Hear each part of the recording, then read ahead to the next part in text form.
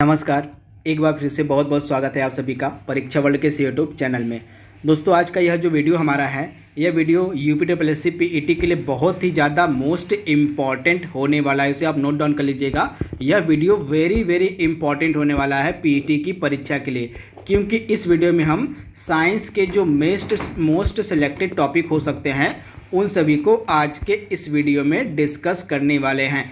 इस तरह का जो वीडियो होगा साइंस के मोस्ट सिलेक्टेड टॉपिक का, उसको हम 2 या 3 वीडियो में कवर करवाएंगे। आज यह पहला वीडियो हमारा है। इसमें हम कुछ इंपॉर्टेंट एरियाज़ को कवर करेंगे साइंस से, जहां से जो है प्रश्न हर साल सभी प्रकार की परीक्षाओं में पूछे जाते हैं। तो अगर आपको ये वीडियो अच्छा लगे तो वीडियो के कमेंट बॉक्स में जाके आप हमें बताइएगा कि इस तरह के और वीडियो हम अपलोड करें या नहीं, तथा आप अपनी प्रतिक्रिया भी हमें बताइएगा कि आपको यह जो वीडियो है कैसा लगा है, आपकी पीटी के परीक्षा के लिए यह लाभदायक है या नहीं। कमेंट बॉक्स में हमें जरूर बताइएगा। तो चलिए आज के वीडियो को शुरू करते हैं।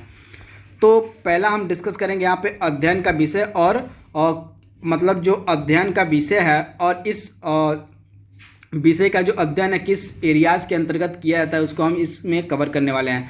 तो जो पक्षियों का अध्ययन हम करते हैं ऑर्निथोलॉजी के अंतर्गत, आप याद देखिएगा, पक्षियों का जो अध्ययन है हम ऑर्निथोलॉजी के अंतर्गत करते हैं। वहीं इन्वायरमेंट का जो अध्ययन है किया जाता है इकोलॉजी के अंतर्गत, इसे आप ध्यान दीजिएगा। पर्यावरण का जो अध्ययन है यह इकोलॉजी के अंतर्गत किया जाता है। वहीं जीवाश्मों का जो अध्ययन यह पैलियोबायोलॉजी के अंतर्गत किया जाता है, आप ध्यान दीजिएगा। जीवाश्मों का जो अध्ययन है यह पैलियोबायोलॉजी के अंतर्गत किया जाता है, तो आप ध्यान दीजिएगा। वहीं वंशागति का अध्ययन हम किसके अंतर्गत करते हैं? तो वंशागति का जो अध्ययन यह जेनेटिक्स यानी कि आनुवंशिकी के अंतर्गत किया जाता है। वंशागति का अध्ययन वेरी इंपॉर्टेंट, आप इसे नोट डाउन करते चलिएगा। इसके बाद फूलों का अध्ययन हम कहते हैं एंथोलॉजी के अंतर्गत, आप ध्यान दीजिएगा। फूलों का जो अध्ययन है यह एंथोलॉजी के अंतर्गत किया जाता है। उसके बाद मस्तिष्क की क्रियाशील, मतलब यहाँ पे क्या करें, मस्तिष्क की क्रियाशीलता का अध्ययन हम करते हैं फ्रेनोलॉजी के अंतर्गत। उसके बाद हम कीटों का अध्ययन करते हैं एंटोमोलॉजी के अंतर्गत, आप ध्यान दीजिएगा। कीटों का जो अध्ययन है यह एंटोमोलॉजी के अंतर्गत किया जाता है। उसके बाद मानव जनसंख्या के अंतर्गत अध्ययन हम करते हैं जननांकिकी यानी कि डेमोग्राफी के अंतर्गत। उसके बाद विषाणुओं का अध्ययन होता है वायरस विज्ञान यानी कि वायरोलॉजी के अंतर्गत। उसके बाद वृद्धावस्था का अध्ययन हम करते हैं जेरेंटोलॉजी के अंतर्गत। उसके बाद आपका हो जाएगा विभिन्न संस्कृतियों का तुलनात्मक अध्ययन हम कहते हैं इथनोलॉजी के अंतर्गत, आप ध्यान दीजिएगा। इथनोलॉजी के अंतर्गत विभिन्न संस्कृतियों का तुलनात्मक अध्ययन किया जाता है, तो इसे आप ध्यान दीजिएगा। Very important. तो ये टॉपिक आपके दिमाग में होना चाहिए, यहाँ से डेफिनेटली आपके एग्जाम में प्रश्न देखने के लिए मिल सकता है, तो आप इसे ध्यान दीजिएगा। इसको बिल्कुल ध्यान से आप अटेंड कीजिएगा। इसके बाद अगला पॉइंट क्या है हमारा, यहाँ पे आप देखेंगे कौन सी जांच किस रोग से संबंधित है, यहाँ से प्रश्न देखने को मिलते हैं। तो ईईजी की हम बात करेंगे यहाँ पे। तो ईईजी की जो जांच होती है मस्तिष्क यानी कि आपका दिमाग से संबंधित होती है, आप ध्यान दीजिएगा। जो ईईजी की जांच होती है यह मस्तिष्क से संबंधित होती है। इसका फुल फॉर्म भी मैंने यहाँ पे लिखा हुआ है, कभी कभी एग्जाम में फुल फॉर्म भी पूछ लिया जाता है, तो फुल फॉर्म भी आप नोट डाउन कर लीजिएगा। इसके बाद ईसीजी की जो जाँच होती है हृदय के लिए यानी कि हार्ट के लिए होती है ईसीजी की जाँच। उसके बाद ईओजी की जांच होती है आपकी आँख के लिए। उसके बाद ईएमजी की जांच होती है आपकी मांसपेशियों के लिए। उसके बाद ऑडियोग्राम जांच होती है आपके कान के लिए। उसके बाद मैमोग्राम जो जांच होती है वक्ष के लिए होती है। इसके बाद इनकी छाती के लिए होती है। इसके बाद बीएमडी जो जांच होती है बोन मिनरल डेंसिटी जो जांच होती है यह अस्थि यानी कि बोन के लिए होती है। तो ये आप जांच याद रखिएगा, तथा इस जांच का संबंध किस रोग से है इसको भी आप याद रखिएगा। यहाँ से आपके एग्जाम में डेफिनेटली प्रश्न देखने को मिल सकता है, तथा इन चारों का जो फुल फॉर्म भी है आप याद कर लीजिएगा। ये फुल फॉर्म भी कई बार एग्जाम में पूछे जाते हैं, तो इन्हें भी आप नोट डाउन कर लीजिएगा। इसके बाद अगला पॉइंट यहाँ पे आप देख रहे हैं कुछ खोज और खोजकर्ता को देख लेते हैं हम जीव विज्ञान के, जहाँ से प्रश्न कई बार देखने को मिलता है। तो किण्वन की खोज की थी लुई पास्चर ने। उसके बाद पेनिसिलिन की खोज की थी अलेक्जेंडर फ्लेमिंग ने। इसके बाद चेचक के टीके की खोज की थी एडवर्ड जेनर ने। उसके बाद विटामिन का सर्वप्रथम नाम दिया था फंक ने, इसे भी आप ध्यान दीजिएगा। इसके बाद कोशिका सिद्धांत का प्रतिपादन किया था स्लाइडेन एवं स्वान ने, इसे भी आप ध्यान दीजिएगा। कोशिका सिद्धांत का प्रतिपादन दिया था स्लाइडेन एवं स्वान ने। उसके बाद माइटोकॉन्ड्रिया की खोज की थी आपके अल्टमैन ने। इसके बाद गोल्जी काय की खोज की थी कैमिलो गोल्जी ने। ऑक्सिन पादप हार्मोन की खोज की थी डार्विन ने। उसके बाद जिब्रेलिन पादप हार्मोन की खोज की थी कुरोसोवा ने। तो इस तरह के टॉपिक आपको दिमाग में रटे होने चाहिए। इसी तरह के टॉपिक से जो विज्ञान के प्रश्न हैं वो बनते हैं। तो आप कमेंट बॉक्स में बताइएगा कि आपको यह जो टॉपिक है कैसा लग रहा है। इस तरह का और टॉपिक हम आप तक लाएं विज्ञान का कि नहीं, तो कमेंट बॉक्स में हमें आप जरूर बताइएगा। इसके बाद यहाँ पे देख रहे हैं एक और मोस्ट इंपॉर्टेंट यहाँ पे मैंने अपलोड किया हुआ है, यहाँ से भी डेफिनेटली आपके एग्जाम प्रश्न पूछा जा सकता है। तो एक तरफ आपको रासायनिक तत्व दिए गए हैं और एक तरफ उनका चिकित्सीय उपचार दिया गया, यानी कि इन रासायनिक तत्वों का जो उपयोग है किस चिकित्सीय उपचार के क्षेत्र में किया था उसको आइए देख लेते हैं। तो आयोडीन 131 का इस्तेमाल करते हैं हम थायराइड ग्रंथि के उपचार में। उसके बाद कोबाल्ट 60 का उपयोग किया जाता है रक्त कैंसर के इलाज में।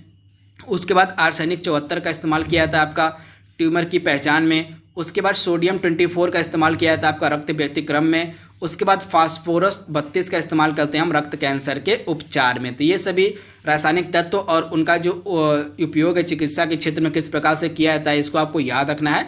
यहाँ से भी आपके एग्जाम में डेफिनेटली प्रश्न देखने को मिल सकता है। इसके बाद हम कुछ इम्पॉर्टेंट यहाँ पे पॉइंट डिस्कस करेंगे, यहाँ से भी आपके एग्जाम में प्रश्न देखने को मिल सकते हैं। तो ये कुछ पॉइंट मैंने यहाँ पे अपलोड किए हुए हैं जो आप याद कर लीजिएगा या नोट्स भी इसका बना सकते हैं, जहाँ से एक या दो प्रश्न आपके विज्ञान के टॉपिक से देखने को मिल सकते हैं। तो पहला पॉइंट क्या है, गाय का जो दूध होता है वो कैरोटीन के कारण पीला होता है। मोस्ट इंपॉर्टेंट आप ध्यान दीजिएगा, जो गाय का दूध होता है यह कैरोटीन के कारण पीला होता है। इसके बाद गाय का जो दूध होता है कैसीन नामक प्रोटीन के कारण सफ़ेद होता है। तो इसे भी आप याद देखिएगा, जो गाय का दूध होता है यह कैसीन मतलब जो दूध होता है यह कैसीन नामक प्रोटीन के कारण जो सफ़ेद होता है वो होता है। तो इसे भी आप याद देखिएगा, जो कैसीन नामक प्रोटीन होता है इसी के कारण जो दूध होता है वह सफ़ेद होता है। तो इसे भी आप ध्यान दीजिएगा, वेरी वेरी इंपॉर्टेंट। इसके बाद जो हमारी आरबीसी होती है यानी कि रेड ब्लड सेल्स होते हैं, इनका जो विनाश होता है यह प्लीहा में होता है। तो इसे भी आप ध्यान दीजिएगा, आरबीसी का जो विनाश होता है वो प्लीहा में होता है। मसालों में उपयोग होने वाला जो लौंग होते हैं, लौंग का जो इस्तेमाल है मसालों के तौर पे करते हैं, यह एक पुष्पकली का एग्जाम्पल होता है, यानी कि जो लौंग होती है एक पुष्पकली होती है। इसके बाद लहसुन की गंध का कारण सल्फर यौगिक होता है। आप यहाँ देखिएगा, लहसुन की गंध का कारण क्या होता है, तो सल्फर यौगिक होता है। इसके बाद प्याज के कटने पर आंखों में आंसू सल्फेनिक अम्ल के कारण आते हैं। आप ध्यान दीजिएगा, प्याज के कटने के कारण जो है आंखों में आंसू आते हैं वो सल्फेनिक अम्ल के कारण आते हैं। इसके बाद मिर्च का तीखापन कैप्सेइसिन के कारण होता है। आप ध्यान दीजिएगा, मिर्च का जो तीखापन होता है वह कैप्सेइसिन के कारण होता है। इसके बाद दूध जो होता है लैक्टोबैसिलस बैक्टीरिया के कारण खराब हो जाता है। इसके बाद विटामिन डी को हम हार्मोन भी कहते हैं, यानी कि विटामिन डी को हार्मोन माना जाता है। इसके बाद अलसी जो होता है, अलसी ओमेगा 3 वसी अम्ल का प्रचुर स्रोत है। इससे भी आप याद देखिएगा, जो अलसी होता है यह ओमेगा 3 वसी अम्ल का एक प्रचुर स्रोत माना जाता है। तो इसे आप ध्यान दीजिएगा। इसके बाद चमगादड़ जो होता है यह उड़ने वाला स्तनपायी जीव होता है। इसके बाद समुद्री गाय, समुद्री सिंह, डॉल्फिन जो है स्तनधारी जीव होते हैं। इसके बाद केसर पुष्प जो होता है यह वर्तिका तथा वर्तिकाग्र से प्राप्त होता है। वेरी वेरी इंपॉर्टेंट, आप ध्यान दीजिएगा। इसके बाद रेशम का जो कीड़ा होता है यह कावस्थ यानी कि प्यूपा अवस्था में जो है रेशम का उत्पादन करता है। इसके बाद मछलियों का जो श्वसन होता है वो गलफड़े से होता है, यानी कि जो मछलियाँ होती हैं वो गलफड़े से श्वसन करती हैं। इसके बाद कीटों में श्वसन वातक यंत्र से होता है।